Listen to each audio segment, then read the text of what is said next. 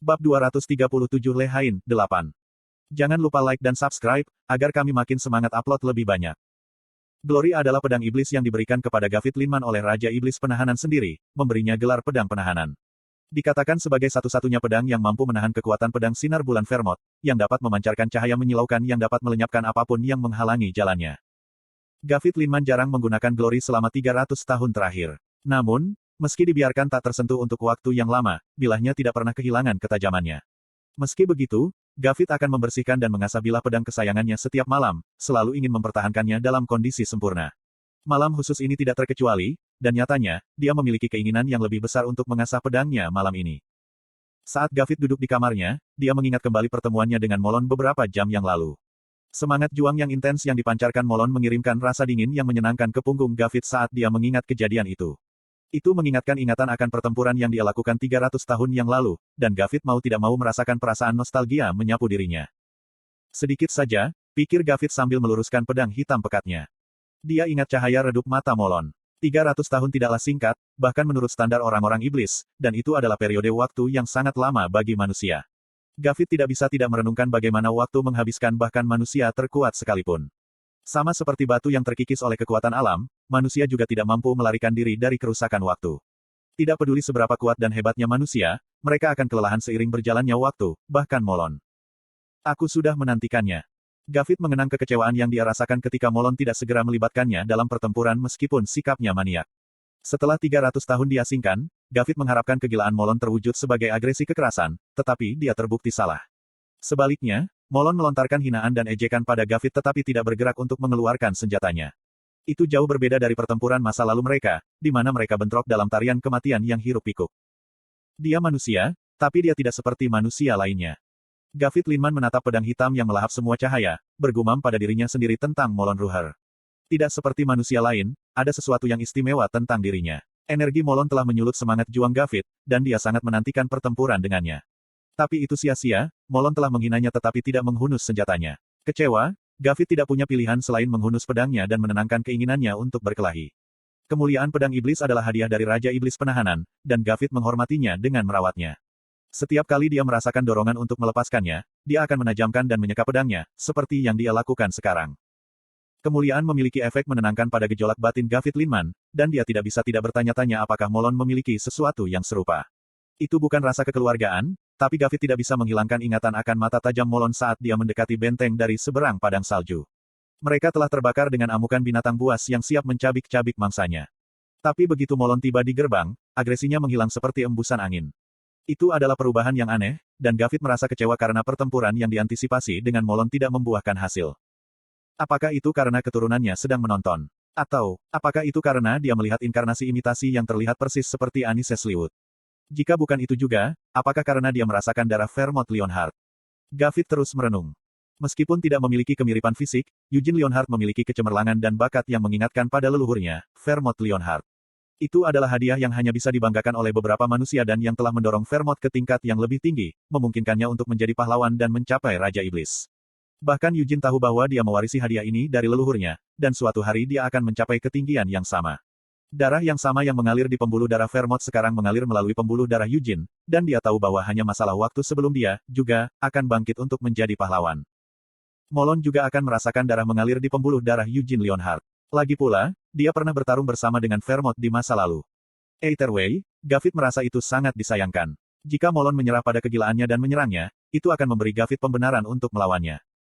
Jangan hanya berdiri di sana. Masuklah, kata Gavit sambil mengembalikan Glory ke sarungnya. Tutupnya terbuka, dan Amelia Merwin tersenyum di sisi lain pintu masuk. Bukankah ini agak terlalu buruk untuk menjadi tempat tinggal Helmut Duke? Tanya Amelia. Ini bukan wilayahku, kan? Balas Gavit. Jika kamu mau, mereka akan memberimu sebuah kastil. Atau apakah Anda lebih suka saya membangun kastil untuk Anda? Kata Amelia. Kamu masih kasar seperti biasanya. Gavit hanya bisa tersenyum melihat kekasaran Amelia yang biasa. Dia memiliki kebiasaan menyebut semua orang sebagai kamu, terlepas dari pangkat atau status mereka, kecuali Raja Iblis Penahanan, yang dia panggil dengan gelar yang tepat. Gavit selalu menganggapnya lucu, tetapi dia tahu lebih baik daripada lengah terhadapnya. Lagi pula, jika Amelia berani untuk tidak menghormati Raja Iblis, Gavit akan menjadi orang pertama yang menjatuhkannya. Itu tawaran yang menyenangkan dan berterima kasih, tapi aku harus menolak. Saya merasa cukup nyaman di tenda ini, Gavit menolak sambil tersenyum. Amelia mendengus pelan saat mendengar jawaban Gavit. Tanpa sepatah kata pun, bayangan gelap muncul dari bawahnya dan mengambil bentuk kursi. Dia dengan anggun duduk di depan Gavit dan menyilangkan kakinya, tatapan tajamnya tertuju padanya. Kulihat seleramu masih buruk, kata Gavit sinis. Hemoria, yang berdiri di belakang Amelia dengan tulang di mulutnya, memelototi bagian belakang kepala Amelia dengan tatapan membunuh dan menghembuskan napas kasar. Namun, ketika dia melakukan kontak mata dengan Gavit, dia tersentak dan mundur seolah takut akan sesuatu. Campuran dari banyak hal, lanjut Gavit saat dia melihat Hemoria lebih dekat, memperhatikan warna merah matanya dan ketajaman giginya. Dia memegang tulang di mulutnya, dan ada sesuatu tentang dirinya yang tidak tampak seperti manusia. Terlepas dari penampilan luarnya, ada kualitas dunia lain dalam keberadaannya yang membedakannya. Dia tahu bahwa dia bukan manusia. Apakah kamu masih terobsesi dengan keberadaan semacam itu? Gavit bertanya pada Amelia. Saya tidak memiliki file.net selalu di sini untuk Anda membawa cerita yang bagus. Apakah kamu lupa aku benci pertanyaan itu? Balas Amelia. Ah, betapa kasarnya aku. Sudah lama sejak terakhir kali aku melihatmu. Apakah sudah 70 tahun sejak terakhir kali kita bertemu? Tanya Gavit. Kata-kata Amelia membawa nada misterius saat dia tersenyum pada Gavit. Tatapannya menyapu kaki Hemoria, tampaknya menemukan hiburan di hadapannya. Aku mungkin telah melupakan masa lalu yang jauh, katanya, tetapi mengapa kamu tidak bertanya mengapa aku datang? Aku sudah mengenalmu selama 200 tahun. Meskipun saya belum pernah melihat Anda sesering saya mengenal Anda, saya tahu Anda adalah penyihir yang sangat kejam. Jika saya boleh menebak berdasarkan fakta ini, saya pikir Anda di sini untuk meminta saya bergabung dengan Anda dalam rencana jahat, jawab Gavit. Amelia dengan acuh tak acuh menyampaikan tujuan kunjungannya, bahunya terangkat dan turun dengan mengangkat bahu. Mereka berencana memasukkan monster ke dalam latihan gabungan mereka. Penyihir Arot dan Nahama akan menangani pemanggilan, tapi kupikir aku akan membantu dan memanggil beberapa sendiri. Apakah begitu? Kata Gavit. Jika kamu menginvestasikan sedikit mana saja, aku bisa membuat kekacauan yang sangat menyenangkan dan menghibur di sini. Bagaimana menurutmu? Saya pikir Anda mungkin bersenang-senang dengannya, kata Amelia. Gavit tertawa kecil dan mengangguk setuju. Itu benar-benar proposisi yang menarik, Amelia, katanya sambil memandangnya dengan ekspresi ingin tahu. Tapi aku khawatir aku harus menolak. Sementara saya secara pribadi tertarik dengan gagasan kekacauan yang Anda rencanakan untuk dibuat, saya tahu bahwa Yang Mulia Raja Iblis tidak akan menyetujui usaha seperti itu. Setelah datang sejauh ini, kata Amelia, aku tidak datang ke utara untuk meminjamkanmu kekuatan. Saya hanya ingin melihat pahlawan dan orang suci secara langsung. Bukankah Anda mengharapkan saya memberi Anda jawaban seperti itu? Jawab Gavit. Amelia tidak menyangkal tuduhannya, dan senyumnya tidak goyah atas penolakan Gavit. Bagaimanapun, dia sudah mengharapkannya. Proposisinya tidak dibuat dengan sungguh-sungguh. Bahkan jika dia memanggil legiun monster buas, kekuatan gabungan dari Night March akan dengan mudah mengalahkan mereka. Jika Anda tidak mau membantu, tidak ada alasan bagi saya untuk melanjutkan rencananya. Dia segera menyerah pada perasaannya yang tersisa. Amelia mencondongkan tubuh ke depan, matanya terfokus pada Gavit. Izinkan saya menanyakan sesuatu yang lain, katanya. Aku yakin kamu mungkin mengharapkan ini, tapi ada sesuatu yang sudah lama ingin kulakukan. Alasan yang sama mengapa aku terjebak di gurun pasir itu. Nada suaranya serius, dan jelas bahwa apapun yang akan dikatakannya penting baginya. Apakah kamu khawatir aku akan campur tangan? Tanya Gavit. Tidak ada adipati lain yang akan campur tangan kecuali kamu. Noir Giabella akan bersenang-senang menonton, begitu pula Raizakia, naga itu. Tapi kau pedang penahanan, kan? Jika saya melakukan sesuatu untuk merusak kedamaian yang diinginkan oleh Raja Iblis Penahanan. Kata Amelia. Yang Mulia menghormati kebebasan para pelayannya, jawab Gavit. Dia tidak tahu persis apa yang sedang dilakukan Amelia, tetapi dia tahu dia sudah mempersiapkannya sejak lama. Dia juga tahu bahwa Raja Iblis Penahanan tidak relevan dengan masalah ini. Amelia Merwin bukan satu-satunya yang seperti ini. Ketiga penyihir penahanan telah menandatangani kontrak langsung dengan Raja Iblis Penahanan. Edmund Kodret dan Balzac Lutbet juga memiliki keinginan yang sama sebagai penyihir, yang dianggap sangat lancang dan sombong oleh Gavit. Meskipun demikian, Raja Iblis Penahanan tidak membatasi para penyihir dalam aspirasi mereka. Sebaliknya, dia memberi mereka kebebasan tak terbatas untuk mengejar tujuan mereka dan bahkan memberikan bantuan materi untuk mencapainya. Saya tidak tahu apa yang ingin Anda capai. Yang Mulia tahu, tapi dia belum memerintahkan saya untuk menghentikan Anda, kata Gavit. Saya ingin Anda memberitahu saya dengan pasti bahwa Anda tidak akan datang untuk membunuh saya apapun yang saya lakukan, kata Amelia. Itu bukan sesuatu yang harus saya putuskan. Jika apapun yang Anda lakukan berlebihan dan Yang Mulia menjadi patah hati dan memerintahkan saya untuk membawa kepala Anda, saya tidak punya pilihan lain selain mematuhi perintahnya. Itu bukan jawaban yang diharapkan Amelia, tapi dia mengerti itu adalah jawaban terbaik yang bisa dia harapkan dari pedang penahanan. Karena itu, dia tidak mengejarnya lebih jauh dan mengangguk mengerti. Aku tidak akan memberikan perintah seperti itu. Amelia sudah siap berangkat dari tenda, karena tidak ada lagi yang perlu dibicarakan. Tapi saat dia akan pergi, sebuah suara keluar dari bayang-bayang di bawah cahaya, menghentikannya di jalurnya. Suara itu tidak mengandung kehadiran atau bobot yang signifikan. Itu hanyalah sebuah suara. Namun, Gavit dan Amelia tahu betul pemilik suara itu. Keduanya segera melompat dari tempat duduk mereka dengan ekspresi pucat sementara Hemoria memiringkan kepalanya dengan bingung, tidak dapat memahami mengapa mereka bertingkah begitu bingung. Saya tidak ingin menginjak-injak usaha dan kerja keras Anda, lanjut suara itu. Sebuah mata terbuka dalam kegelapan. Masih belum ada kehadiran yang bisa dirasakan, tapi tidak seperti suaranya, mata itu menyebabkan Hemoria jatuh ke lantai tak sadarkan diri hanya dengan sebuah tatapan. Namun, Amelia tidak bisa mengalihkan pandangannya dari mata. Yang mulia, kenapa kamu datang ke tempat yang kumuh? Kata Gavit, membungkuk dalam-dalam dan penuh hormat. Dia terbiasa mendengar suara Raja Iblis Penahanan yang turun dari lantai atas Babel. Namun, sudah sangat lama sejak terakhir kali Gavit merasakan keberadaan Raja Iblis Penahanan dan berhadapan dengan matanya. Itu membuat Gavit gemetar karena ekstasi. Aku di sini bukan untuk memarahimu, kata Raja Iblis Penahanan. Matanya adalah satu-satunya hal yang terlihat dalam kegelapan. Amelia mengepalkan tinjunya sambil gemetaran. Kemudian, apakah Anda di sini untuk menegur saya? Dia bertanya. Aku sudah memberitahumu. Saya tidak ingin menginjak-injak kerja keras dan usaha Anda, jawab Raja Iblis. Gavit dan Amelia tetap diam mendengar konfirmasi ini. Jika keinginan lama Anda menjadi kenyataan, Anda akan mendapat kehormatan besar. Tetapi jika Anda gagal, Anda harus membayar harganya. Amelia Merwin, semua hambaku telah menandatangani kontrak yang sama, termasuk kamu. Sudahkah kamu lupa? Tanya Raja Iblis. Bagaimana saya bisa lupa? Lagi pula, Anda memberi saya mana sebanyak yang saya inginkan, jawab Amelia. Kontrak yang dia miliki dengan Raja Iblis Penahanan sederhana namun kuat. Amelia dapat menerima mana dari Raja Iblis Penahanan sebanyak yang dia inginkan. Namun, kekuatan ini bukanlah sesuatu yang bisa dianggap enteng, karena bahkan mereka yang memiliki kontrak dengan Raja Iblis dapat dengan mudah dihancurkan oleh kekuatannya yang luar biasa. Syukurlah, Amelia dapat menyesuaikan jumlah kekuatan yang dia terima, memungkinkannya untuk mendapatkan jumlah yang tepat pada waktu yang tepat tanpa membuatnya kewalahan. Dia bukan satu-satunya yang memiliki kemampuan ini, karena ketiga penyihir penahanan mampu melakukan hal yang sama. Ketika seseorang membuat perjanjian dengan iblis, selalu ada harga yang harus dibayar. Mata uang paling umum untuk kesepakatan semacam itu adalah jiwa seseorang sebagai ganti kekuasaan. Segera setelah penerima kontrak meninggal, jiwa mereka akan menjadi milik iblis yang membuat perjanjian dengan mereka. Kontrak antara Amelia dan Raja Iblis Penahanan tidak berbeda. Amelia sadar bahwa ketika waktunya tiba, jiwanya akan diserahkan kepada Raja Iblis. Itu belum semuanya. Raja Iblis adalah makhluk unik yang kekuatannya tumbuh subur dalam pemujaan.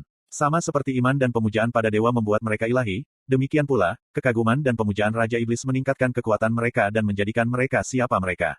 Perbedaan mendasar inilah yang membedakan Raja Iblis dari orang-orang iblis lainnya. Raja Iblis Penahanan berkembang karena ketakutan. Menyebut namanya saja sudah cukup untuk menimbulkan teror di hati orang-orang, dan penghormatan mereka terhadap keberadaannya hanya menambah kekuatannya. Bagi Raja Iblis, rasa takut adalah nektar manis, jenis pemujaan berbeda yang hanya memperkuat cengkeramannya di Devildom of Helmut. Konten iklan. Dengan demikian, jika Amelia berlari liar untuk memenuhi tujuannya yang telah lama disayanginya, dunia akan mengetahui namanya dan identitasnya sebagai penyihir hitam yang dikontrak dengan Raja Iblis Penahanan. Ketakutan itu akan menyerang hati manusia akan diubah menjadi kekuatan Raja Iblis Penahanan. Dan begitu Amelia meninggal, jiwa penyihir hitam yang menimbulkan ketakutan di hati banyak orang akan ditambahkan ke koleksi Raja Iblis Penahanan. Dia akan mendapatkan kekuatan besar yang dia kumpulkan dan ketakutan yang dia wakili. Amelia bergidik membayangkan nasib seperti itu menimpanya. Bayangan jiwanya dimiliki oleh Raja Iblis, seperti yang terjadi pada semua penyihir hitam yang telah membuat kontrak dengan iblis, sudah cukup untuk membuat darahnya menjadi dingin. Dia tidak sendirian dalam ketakutannya, setiap penyihir hitam tahu kengerian jiwa mereka diambil. Kematian tidak memberikan penghiburan bagi mereka yang telah membuat perjanjian seperti itu, dan itulah mengapa begitu banyak dari mereka yang mati-matian berusaha mengubah nasib mereka. Amelia tidak terkecuali dalam aturan ini. Apakah Molon ada di sini? Gumam Raja Iblis. Boom! Begitu dia selesai berbicara, kekuatan besar meniup tenda Gavit. Tapi satu-satunya yang terbang adalah tenda. Itu adalah hasil dari Gavit yang segera membangun mantra untuk melindungi ruang tersebut. Tidak terpikirkan, teriak Gavit, tangannya secara naluriah meraih gagang pedangnya. Kemarahannya terlihat jelas, kekuatan yang mendidih dan mendidih yang mengancam akan meluap kapan saja. Namun, dia tidak menarik pedangnya. Raja Iblis Penahanan tidak memberikan perintah, dan Gavit tahu lebih baik untuk tidak bertindak tanpa perintah penguasanya. Tetap saja, kemarahannya yang berat sudah cukup untuk mengisi udara, mencekik semua yang hadir. Sebelum ada yang menyadarinya, kabut hitam berkumpul di belakang Gavit, dan begitu kabut terangkat, para ksatria iblis berlutut serempak. Terletak di dalam sulur kegelapan adalah mata merah. Tak satu pun dari ksatria kabut hitam yang pernah bertemu dengan Raja Iblis Penahanan, tetapi mereka secara naluriah tahu milik siapa mata dan kegelapan itu. Molon Ruher, Kata suara dari dalam kegelapan. Mata berputar, dan Molon mengangkat dirinya tegak. Dia datang langsung dari atas benteng kastil. Dia telah minum dengan gembira bersama Eugene dan Anise sampai beberapa detik yang lalu, tetapi pikirannya benar-benar jernih sekarang. Satu-satunya hal yang menyibukkannya adalah kebencian yang besar dan keinginan untuk membunuh. Penahanan. Molon meludahkan nama Raja Iblis seolah-olah itu adalah racun, bibirnya berkerut dalam geraman kebencian dan amarah. Dia adalah orang pertama yang tiba, tetapi yang lain segera menyusul, ditarik oleh tekadnya yang kuat dan ketetapan hatinya yang tak tergoyahkan. Eugene mendarat di belakang Molon, dilingkari api ungu yang menari-nari dan berkelap-kelip di sekelilingnya seperti makhluk hidup. Matanya berkobar dengan intensitas yang ganas, menyamai mata Molon dalam fokus yang tak tergoyahkan. Anise mendarat dengan anggun di belakang kedua pria itu, sayap cahayanya terbentang di belakangnya seperti lingkaran cahaya murni. Saya tidak memiliki Veil.net selalu di sini untuk Anda membawa cerita yang bagus. Aku tidak ingin menimbulkan gangguan, suara itu berbicara, dan kegelapan menggeliat sebagai tanggapan. Segera, yang lain mulai berkumpul. Yang pertama tiba adalah Blood Cross Knights of the Eurus Empire, armor mereka berdentang dan senjata mereka siap. Raphael memimpin, dan dia menghunus pedang besarnya saat melihat kegelapan dan mata merah sebelum melompat ke udara seolah siap menyerang. Berhenti, teriak Anis. Teriakan itu mengandung kekuatan suci yang sangat besar, dan itu menyebabkan Raphael berhenti di udara. Raphael menatap Anise dengan ekspresi heran, lalu mengangguk sedikit sebelum meletakkan pedang besarnya. Ksatria salib darah berhadapan dengan kabut hitam, dan tak lama kemudian, anggota keluarga Leonhard dan Ksatria naga putih Kil tiba. Para Ksatria, yang terus bertambah jumlahnya, mengepung kabut hitam untuk mencegah mereka melarikan diri. Tapi itu hanya tampak di permukaan saja. Eugene memelototi kegelapan sambil mengepalkan tinjunya. Segera, raja-raja benua mulai berdatangan, masing-masing dengan reaksi unik mereka sendiri. Paus Yuras tersentak kesakitan saat dia mencengkeram dadanya, darah merembes dari stik matanya, meski tidak memanggil keajaiban apapun. Mata merah Kaisar Kil tetap terpaku pada kegelapan, tetapi tubuhnya mengkhianatinya, kakinya gemetar tak terkendali saat instingnya masuk. Meskipun demikian, dia berdiri tegak, menolak untuk menunjukkan rasa takutnya, tetapi hanya nyaris. Meskipun lawannya setara dengannya, Kaisar sebuah kerajaan, dia juga Raja Iblis yang memerintah untuk waktu yang sangat lama. Secara khusus, Raja Iblis Penahanan adalah spesial dan lebih kuat, bahkan di antara Raja Iblis. Otoritas Kaisar tidak ada artinya di hadapan kekuatan luar biasa dari Raja Iblis Penahanan. Aku tidak ingin disalahpahami, gumam Raja Iblis Penahanan. Kegelapan tiba-tiba menggeliat. Ah! Gavit berteriak dengan suara penuh kekaguman dan berlutut di tempat. Amelia juga tidak tahan lagi. Betapapun sombongnya dia tidak bisa menahan diri untuk tidak berlutut.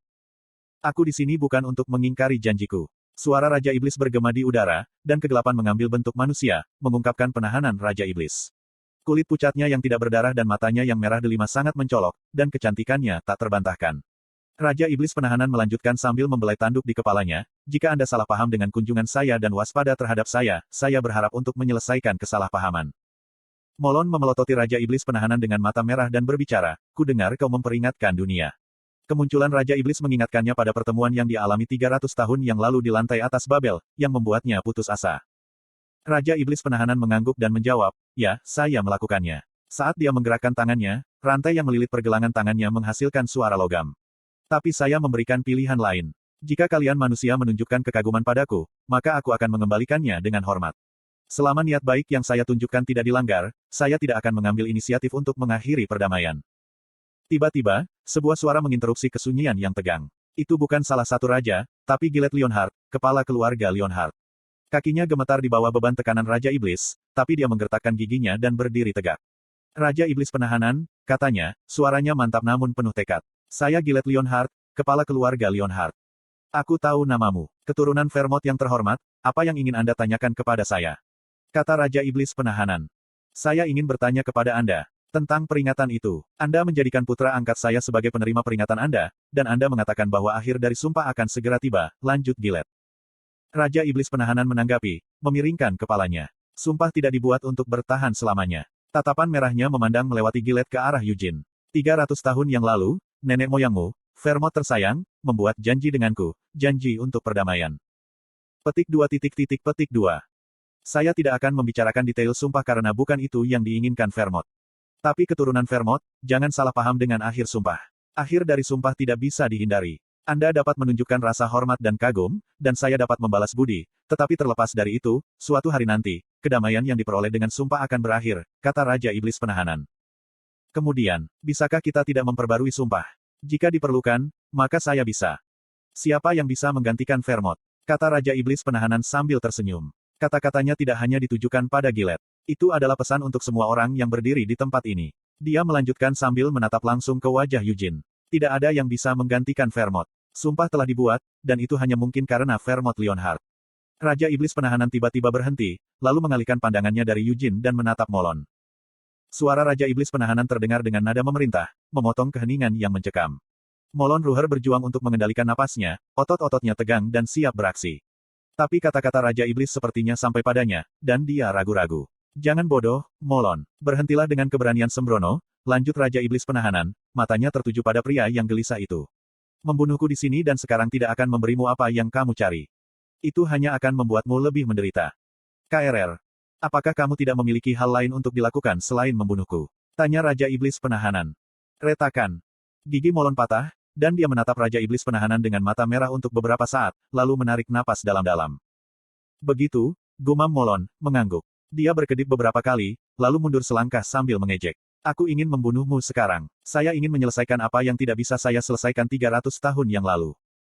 Apakah Anda benar-benar percaya bahwa Anda dapat mencapai apa yang gagal Anda lakukan 300 tahun yang lalu ketika Anda bersama Vermont, Sienna, dan Anise? Tanya Raja Iblis Penahanan. Tidak, kurasa tidak. Saya ingin menyerang Anda, dan saya ingin mati, jawab Molon terus terang. Tapi aku tidak bisa mati seperti itu, setidaknya tidak sekarang. Jadi aku tidak akan menyerangmu. Senyum Raja Iblis Penahanan sedikit berubah pada jawaban Molon. Dia menatap Molon dengan senyum yang sama sebelum mengangguk. Aku menghormati keputusanmu. Kemudian dia menghapus senyum dari wajahnya. Molon Ruher, maksudku bukan hanya kamu juga. Raja Benua, ksatria yang melayani mereka, tentara bayaran yang berkeliaran di medan perang, dan pejuang lainnya. Saya menghormati semua keinginan Anda. Aku tahu mengapa kalian semua berkumpul di sini. Dia melanjutkan setelah merendahkan suaranya hingga hampir berbisik, jadi aku akan pergi sekarang. Jika Anda ingin perang, datanglah ke wilayah saya. Seperti yang nenek moyangmu lakukan 300 tahun yang lalu, datanglah ke Pandemonium, Panjat Babel, dan arahkan pedangmu padaku. Tubuh Raja Iblis Penahanan mulai menyebar ke dalam kegelapan. Jika kamu ingin melakukannya, aku akan dengan senang hati menunggu di sana. Sudahkah saya menunjukkan cukup kasih karunia, Eugene Lionheart? Raja Iblis Penahanan tiba-tiba memanggil nama Eugene, lalu menatapnya dengan mata menyipit saat dia menghilang. Tuan Pedang Suci, keturunan Vermont. Eugene memelototi Raja Iblis Penahanan tanpa menjawab. Maukah kamu mendaki Babel? Tanya Raja Iblis Penahanan. Eugene mengingat penglihatan Vermont dari kamar gelap. Sama seperti yang kulakukan, berdiri di hadapan Raja Iblis Penahanan dan bertemu dengan tubuh aslinya. Apa yang akan terjadi setelah itu adalah hal-hal yang harus Anda alami sendiri. Ya, kata Eugene saat bibirnya membentuk senyuman. Dia mengangkat jari tengahnya ke arah sosok Raja Iblis Penahanan yang menghilang. Aku tidak tahu kapan, tapi aku akan memastikan untuk pergi. Anda, teriak Gavit dengan marah.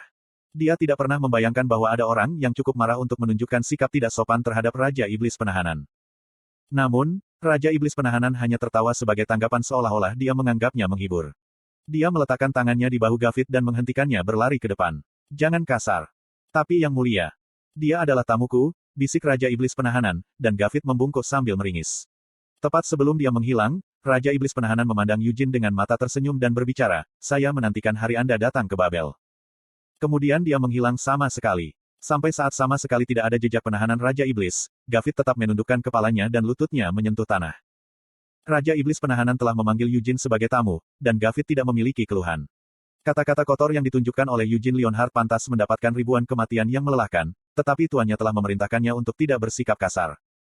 Sampai kamu datang ke Babel, begitulah, pikir Gavit. Gavit menenangkan pikirannya sambil mengunyah bibirnya, lalu berdiri dari tanah. Atau, setidaknya, dia berusaha untuk bangkit. Tapi sebelum dia bisa melakukannya, pedang Eugene Lionheart tiba-tiba jatuh ke arah kepalanya.